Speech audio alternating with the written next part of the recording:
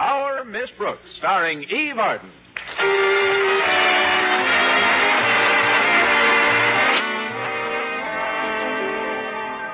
For some time now, our Miss Brooks and Miss Daisy Enright, both English teachers at Madison High, have competed for the affections of Mr. Boynton, Madison's biology instructor.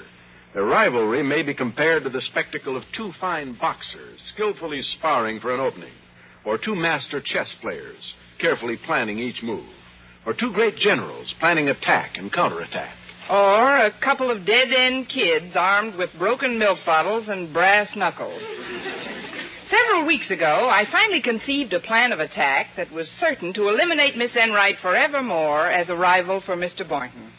The first part of the master plan called for my going on an intensive diet, and after living for weeks on carrots, dried fruits, and lychee nuts, the supreme moment arrived when I could say, Mrs. Davis. Yes, Connie? I'm ready now to sit for my portrait. Oh, I'm glad, dear, because I'm too weak to stand. Well, that day I sat for our town's newest portrait photographer, Laverne of Hollywood, on Walter Denton's special recommendation. And if I do say so myself, when Laverne snapped that shutter, I looked like a living doll. The following morning, Mrs. Davis couldn't restrain her curiosity any longer. Connie, please tell me, why did we have to go through all that for just one portrait? Well, Mrs. Davis, you've been so wonderful, I'm going to let you in on my secret. That portrait of me by Laverne is going to be a surprise gift to Mr. Boynton, as a reward for the great honor that's just been conferred on him. Oh, of course. You mean his being appointed head scoutmaster of Eager Beaver Troop 32 of the Boy Scouts. Yes, that's it. Mr. Boynton is the head, but probably least eager of the beavers. Well, Mrs. Davis, what do you think of my idea? I mean, presenting Mr. Boynton with a framed photograph of myself. Oh, it'll make a lovely gift, dear. Will it be a 4x5 or a 5x7? A 16 by 24. The idea is for Mr. Boynton to see a great deal of me. Oh, of course. And 16 by 24 is the largest size. Is that it? Outside of wallpaper, yes.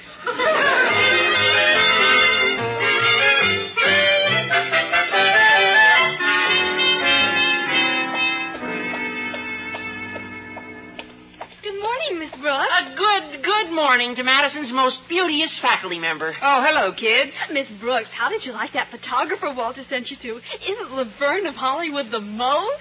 Well, his prices certainly are. Still, I'm not complaining, and I'm thankful to you, Walter, for sending me to him. But do me a big favor, will you? Don't, under any circumstances, tell anyone about the gift I'm giving Mr. Boynton. Also, let's keep your Mr. Laverne strictly to ourselves. Don't tell a soul. Not a female soul, Oh, I get it. And fear not, Miss Brooks. Your secret is sealed up in the chambers of my mind, where it will remain solidly entombed like the answers to my last English quiz. Just don't tell anybody. No, don't worry, Miss Brooks. I wouldn't dream of it. Oh, yeah, don't look now, but I think I see Miss Enright approaching on your starboard bow. Well, batten down my hatches and prepare to abandon ship. I wonder what she wants.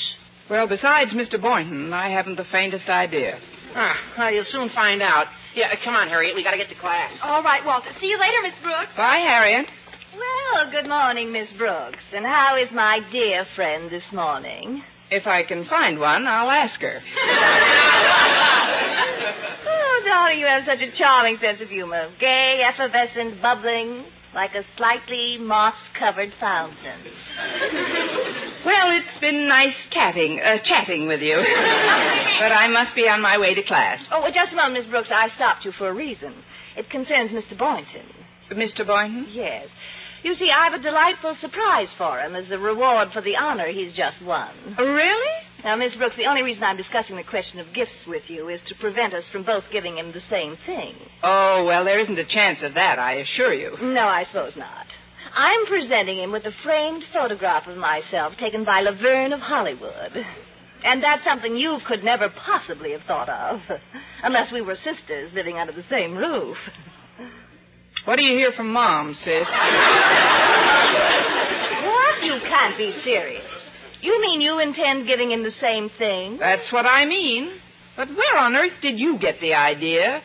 And drop-dead Walter Denton. Yes. As a matter of fact, Walter did give me the idea.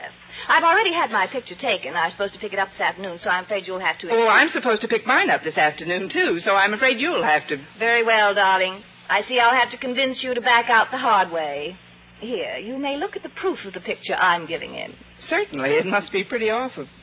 Wow! I don't look too bad in a French bathing suit, do I, dear? I don't know. Where is the suit?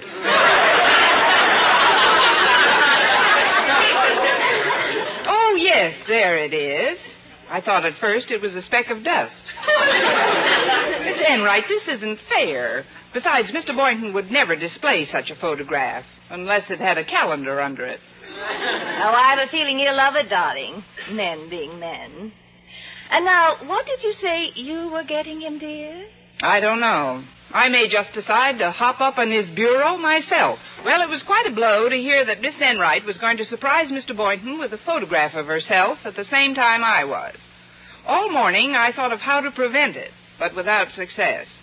So in order to be certain my lunch hour would be free for additional thought, at noon I took every possible precaution to avoid passing our beloved principal's office. I walked down the back stairs, past the women's lockers, through the cellar, then through the furnace room, up the stairs to the furnace room door, which faced the rear of the cafeteria. As I opened the door quickly, it landed against something soft.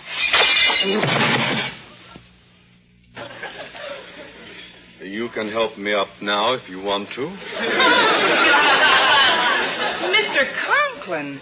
Oh, my goodness, sir, I'm terribly sorry. But why were you shaving all the way back here? I wasn't shaving, Miss Brooks. My face was just propelled into my custard pie. I was carrying a tray of food. A tray of food? But I don't see any food. How could you? Thanks to you, I'm sitting in most of it.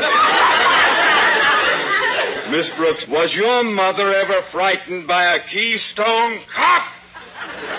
Really, Mr. Conklin, I'm terribly sorry, but I had no idea. Oh, never mind. What's done is done.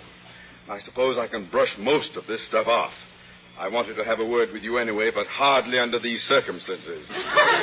Now, to be brief, it has come to my attention that a few of my teachers are considering patronizing a certain notorious photographer in town. A notorious photographer? Yes.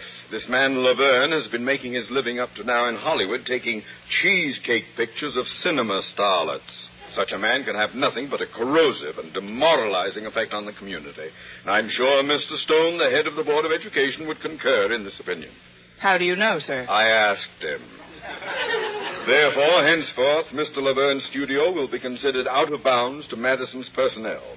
And any teacher or pupil found on or near his premises will be ruthlessly dealt with. Is that clear, Miss Brooks? Yes, sir. Then I won't detain you from your lunch any longer. And please pass the word along to any teachers you meet in the cafeteria who have not already heard my edict. But aren't you coming in for lunch today, sir? With you in the same cafeteria, I wouldn't dare. Well, see you later, then. Well, hello, Miss Brooks. Oh, hello, Mr. Boynton. I was hoping I'd run into you down here today. I wanted to treat you for lunch. Sort of celebrate the award I won. Well, Mr. Boynton, how thoughtful. Is that the lunch in the bundle you're carrying? In the bundle? Oh, no, Miss Brooks. That's some track pants for later. I intend giving my mother a photograph of myself by Laverne of Hollywood. That's why I'll need these track pants for my photograph. You're posing in just track pants? That's right. My mother always liked my athletic pictures at college, so I thought I'd pose for one like that now. I wanted to be a complete surprise. Don't we all? Well, aren't you taking an awful chance after Mr. Conklin's edict? Well, because Laverne's studio is out of bounds? I've thought about it, Miss Brooks, but since I'm already committed, I'll take my chances. Oh, when are you going down to have this photograph taken? Well, I have an appointment with Laverne at 4 o'clock this afternoon. 4 this afternoon? Oh, yes. It's the only time he has open for weeks. Some woman is supposed to come in to pick up her picture a little before that, and I'm supposed to follow this woman. I know. You were supposed to follow this woman for the past 6 years, but you sure picked a heck of a time to start.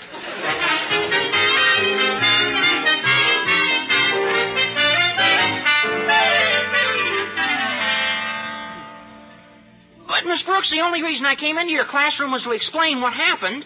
It's true Laverne paid me 10%, but you see, Walter, it's a little late for explanations. By now, because of your recommendations, everyone in school is having his picture taken as a surprise gift for someone else. But worst of all, because of your galloping jaws, Mr. Conklin has declared Laverne out of bounds. Oh, I didn't mention him to Mr. Conklin. Laverne sent him a special calendar of his beautiful girls for Christmas, and Mr. Conklin tore it up. Are you certain? Of course I'm certain. I was in his office when he took it out of his wall safe this morning and tore it up. It figures. Well, perhaps I have misjudged you slightly, but my particular problem is to prevent Miss Enright from giving Mr. Boynton her picture. Well, I think I've got a way to eliminate Miss Enright. Quick, clean, and easy. Yeah, I thought of that, too, but she refuses to eat the cafeteria food. Yeah, it's nothing like that, Miss Brooks. But I know she can't pay for her picture until the first of the month. And if you can convince Mr. Laverne that she's a bad credit risk when you pick up your picture, he may not give Miss Enright hers. Who's your study teacher, Lucretia Borgia? Say, that might work at that. Of course it will.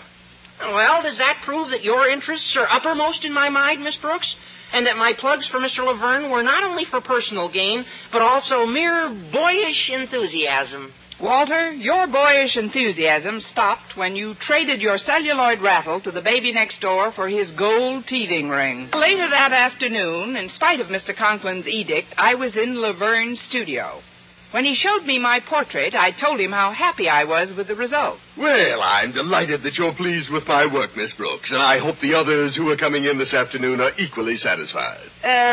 You're expecting Miss Enright, aren't you? Why, yes. Do you know her? Mm-hmm. Oh, yes. Good old Skippy is a... Skippy?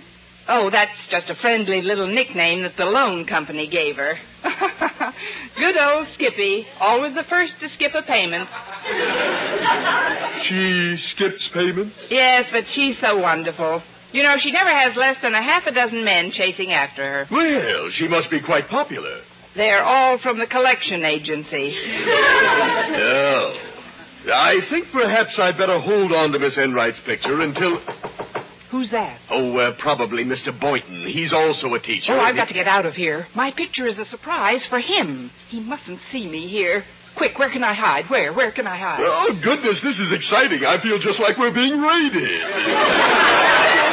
Now, over there, Miss Brooks. That door leads to my darkroom. You can stay there until I get rid of Mr. Boynton. That's it. Right through that door. Oh, Mr. Boynton, just in time, I see. Mr. Laverne, this picture you're taking of me is to be for my mother. And I'd like a relaxed, informal pose. Oh, nothing else but. Would you like one of those studious shots? You know, pipe in mouth and that dreamy look in the eyes? Or would you prefer to pose bare in a leopard skin?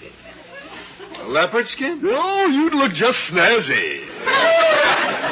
No, thanks, Mr. Laverne. What I want... Oh, goodness, that must be somebody else from the school.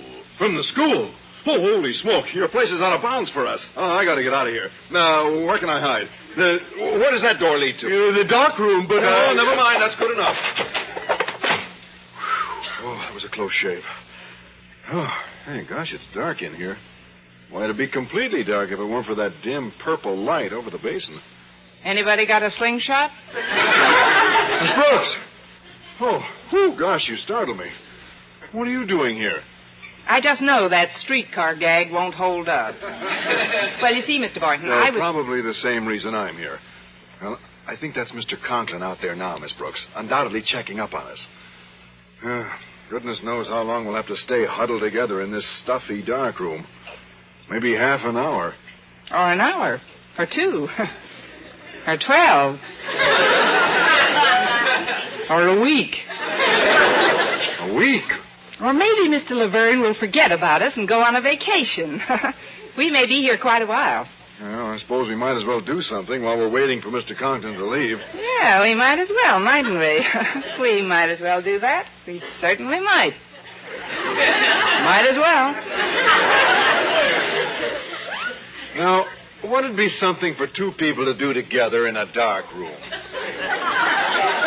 2 guesses, and I can't stay puckered forever. I've got it. Of course. Why didn't I think of it before? the ideal thing. Yes, Mr. Boynton? We'll develop some of Laverne's pictures for him. What a revolting development this is. Maybe I'd better take a peek outside and see what's going on. No, Mr. Boynton, let them lead their lives and we'll lead ours. Just one little peek. Miss Enright, if I let you have the picture, are you certain you can pay by the 1st of the month? Oh, absolutely. You may even get your money sooner if Miss Brooks pays me the $300 she owes me. Miss Brooks owes you $300, Skippy? Miss Enright? Yes, and I just hate to ask that poor bankrupt soul for the money. Just isn't like me to hit anyone when she's down. Not when you can kick her in the head instead. Heavens, Miss Enright, I had no idea Miss Brooks was...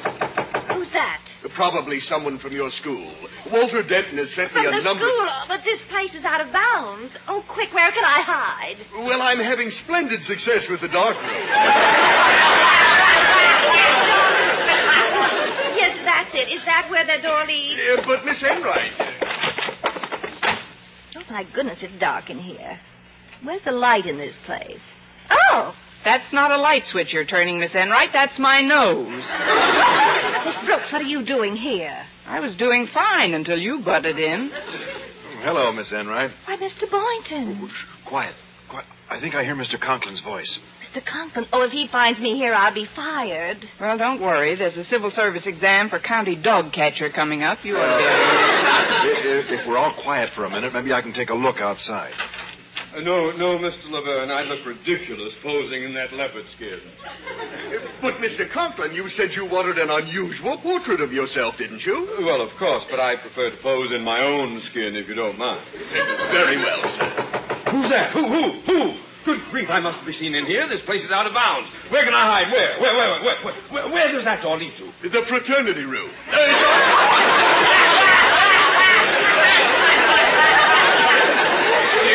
Standing room only in there. The dark room.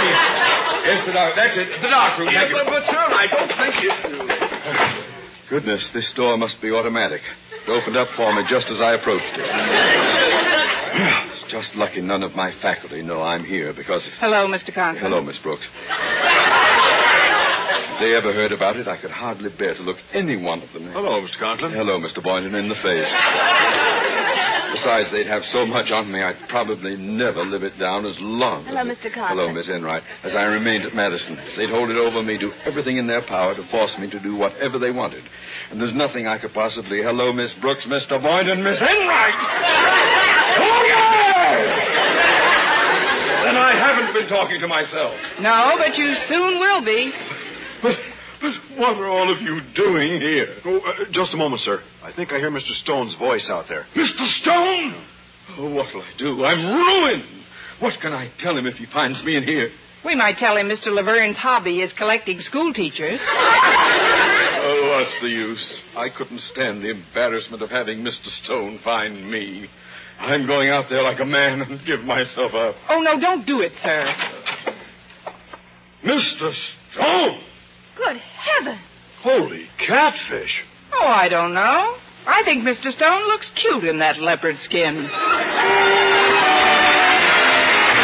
Our Miss Brooks, starring Eve Arden. Transcribed, was produced and directed by Larry Burns. Written by Arthur Alsberg and Lou Derman with the music of Wilbur Hatch. Mr. Conklin was played by Gail Gordon. Others in tonight's cast were Jane Morgan, Dick Crenna, Bob Rockwell, Ann Whitfield, Mary Jane Croft, and Frank Nelson. Be sure to be...